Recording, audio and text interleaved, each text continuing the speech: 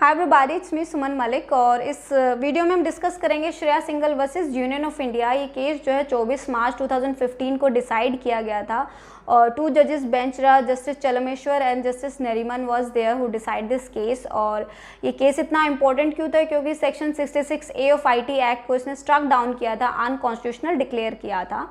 इस केस के अंदर जो सेक्शंस और आर्टिकल डिस्कस किए गए थे वो थे 66A, 69A और सेक्शन 79 ऑफ IT एक्ट और 2009 के जो डायरेक्शंस IT एक्ट के वो डिस्कस हुए थे।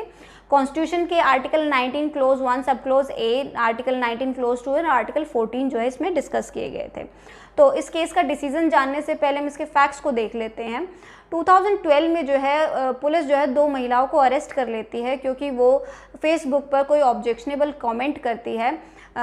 शिवसेना पार्टी के जो हेड थे बाला साहेब ठाकरे, उनकी डेथ हो जाती है, जिस पे पार्टी जो है महाराष्ट्र में 1 दिन का शटडाउन डिक्लेयर कर देती है, जिस पे ये महिलाएं कुछ कमेंट करती है।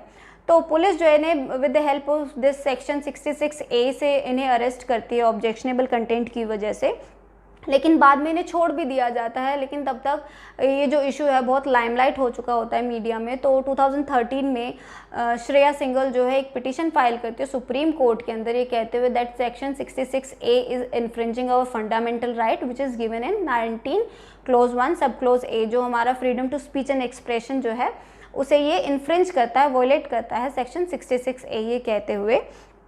तो इस केस का जो डिसीजन है उसको देखने से पहले हम इसके सेक्शंस को देख लेते हैं। जो 66A और 69A जो है IT एक्ट का जो कहते हैं उसको देख लेते हैं। 66A कहता है punishment for sending offensive message through communication service.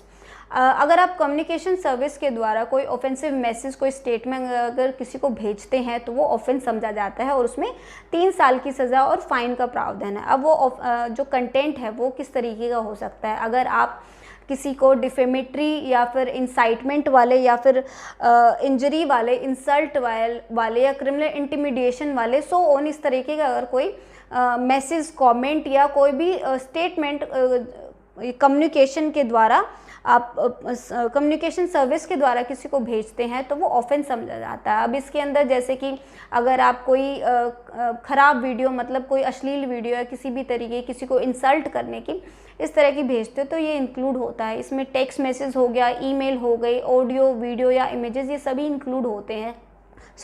या कोई स्टेटमेंट होगी, कोई कमेंट हो गया, ये सभी चीज़ इसमें इंक्लूड किए जाते हैं और इसे ऑफेंस समझा जाता है। नेक्स्ट है इसमें सेक्शन 69A कहता है कि भी सेंट्रल गवर्नमेंट को या इसके ऑफिसर्स को ये पावर है, ये उनकी ड्यूटी है कि वो अगर ऐसा कोई स्टेटमेंट है या फिर कोई कम्युनिकेशन सर्विस हुई है कंप्यूटर रिसोर्सेज के द्वारा उस पर बार इम्पोज कर सके, उस कंटेंट को डिलीट कर सके, ये सेंट्रल गवर्नमेंट की पावर है। अब जो कंटेंट है, जो इनका एक्शन है गवर्नमेंट का, वो किस बेसिस पे होना चाहिए? In the interest of sovereignty and integrity of India, या फिर जो फॉरेन स्टेट के साथ जो गवर्नमेंट के रिलेशंस होते हैं उन बेसिस पे होने चाहिए, या फिर एंड सो ऑन। जो आर्टिकल 19 क्लोज 2 में दिए गए हैं उन बेसिस के ऑलमोस्ट सिमिलर हैं ये सारे, लेकिन इसमें जो है इसका क्राइटेरिया काफ़ी वास्ट बताया गया है, इसीलिए 66A को बहुत ही वास्ट इन नेचर बताया गया है इस केस के अंदर। नेक्स्ट है इसमें 2009 के जो डायरेक्शन IT एक्ट के वो भी डिस्कस हुए थे और section 118D of Kerala police act उसको भी इस केस में डिस्कस किया गया था क्योंकि ये बहुत ही IT एक्ट से सिमिलर था, इसीलिए। अब इस केस का हम डिसीजन देख लेते हैं, कोर्ट ने क्या डिसाइड किया था। कोर्ट ने कहा था कि जैसे आर्टिकल 19 क्लोज 2 में गवर्नमेंट के पास, सेंट्रल गवर्नमेंट के पास ये पावर है कि वो रिस्ट्रिक्शंस इम्पोज कर सकते हैं फंडामेंटल राइट पे, लेकिन उसकी हेल्प से 66A जो है उसको सेफगार्ड नहीं मिलेगा कि भी अगर वहाँ पर फंडामेंटल राइट में ये सेंट्रल गवर्नमेंट को राइट दिया गया, इसका मतलब ये नहीं कि 66A में भी सेम उसी तरीके का राइट उसे मिल जाएगा, तो उससे वो सेफगार्ड नहीं बनेगा। क्योंकि 66A as I already told you कि बहुत ही वेग और वास्ट बताया था सुप्रीम कोर्ट ने, और आर्टिकल 19 क्लोज 2 जो है इससे थोड़ा डिफरेंट है। इसमें सुप्रीम कोर्ट ने 3 कंसेप्ट डिस्कस किए गए थे जो freedom to speech and expression से रिलेटेड है। पहला है डिस्कशन, सेकंड एडवोकेसी, तीसरा है इंसाइटमेंट। मतलब कि अब आपको पूरा एक अधिकार होता है, आपका फ्रीडम है स्पीच एंड एक्सप्रेशन का, कि आप किसी भी मुद्दे पर, किसी भी इशू पे डिस्कशन कर सके, अपने विचार बताएं। एडवोकेसी होता है, अगर आप किसी भी टॉपिक पे कुछ बोलते या तो उसके पक्ष में बोलेंगे या उसके विपक्ष में बोलेंगे। तो अगर आप विपक्ष में बोलते इसका मतलब ये नहीं कि सेकंड पर्सन को अगर आपका मत पसंद नहीं आता है तो वो एक ऑफेंस बन जाता है। सबके अपने अपने एक व्यू होते हैं, चाहे वो कितना ही दूसरे पर्सन को पसंद आए ना आए, ये आपका राइट है कि आप बोले और उसको एक्सप्रेस करें।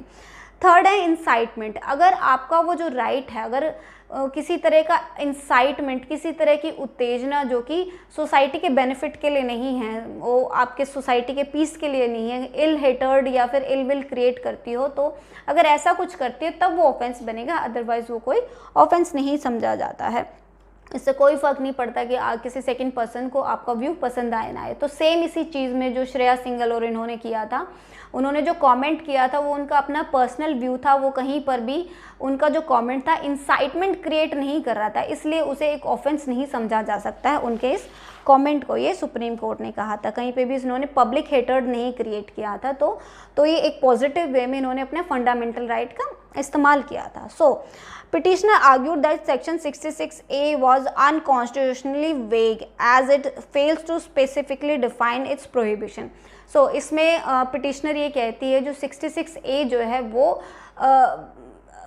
बिना किसी वजह के बहुत ज़्यादा वेग है, बहुत ज़्यादा वास्ट है, जिसकी वजह से इसका क्राइटेरिया जो इसकी लिमिटेशंस है बहुत ज़्यादा हो जाती है। लाइक एक डिवाइडेशन होना चाहिए। अगर वो इस तरह का कंटेंट बोलता है तो उसे ऑफेंस समझा जाएगा, लेकिन नहीं। आर्टिकल 19 क्लोज 2 अगर इतने की बात करता है तो 66 से इतने की बात करता है, जिसकी वजह से हर तरीके की चीज़ें, हर तरह का कमेंट या स्टेटमेंट जो है उसमें इंक्लूड हो जाता है। तो वो अनकॉन्स्टिट्यूशनली, अनरीजनेबली बहुत ही वास्ट है, वेग है, जिसकी वजह से सुप्रीम कोर्ट ने फाइनली इसको स्ट्रक डाउन करा, अनकॉन्स्टिट्यूशनल डिक्लेयर किया। तो ये सारा था इस केस के अंदर जो मैंने आपको बताया, जो 19 के साथ किस तरह से इसको रिलेट किया गया और किस तरह से इसको एक्सप्लेन किया सुप्रीम कोर्ट ने। जो इसके 3 टेस्ट बताए थे, डिस्कशन, एडवोकेसी एंड इंसाइटमेंट, ये इसमें बहुत ज़्यादा इंपॉर्टेंट है, जो आपको जब आप ये केस बताए तो ये ज़रूर डिस्कस करना इसके बारे में। तो अगर फिर भी आपको कोई क्वेश्चन है इस केस से रिलेटेड, या कुछ और आप जानना चाहते हैं, या उसको और ज़्यादा सुनना चाहते हैं, या कुछ भी है आपके दिमाग में इस केस से रिलेटेड, आप प्लीज़ मुझे कमेंट करके बताइए, मैं आंसर करूँगी आपके कमेंट। बाकी मैंने सब इम्पोर्टेंट आपको इसमें बता दिया है। सो सी यू नेक्स्ट वीडियो।